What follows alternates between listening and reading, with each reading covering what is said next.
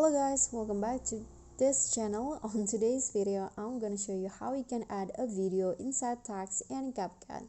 So this one is super easy. The first thing that you need to do is create a text video or a video text like this. So you can use a black background, then add your text, and after that just export the video.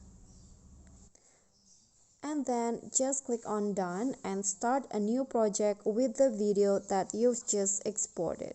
So this is the main video. Then you can just click on overlay and add the video that you want to be inside the text as an overlay. So let's say I want to add this videos right here. Click on add. Okay, and then after that fit the size until it cover all of the text video, and then click on this overlay, go to blend and choose darken, and then after that you're gonna just click on a check icon. So when you play the video will be inside the text like this. Okay, so that's all for me. Thank you for watching. Please don't forget to like, comment, subscribe, and click on thanks. Bye.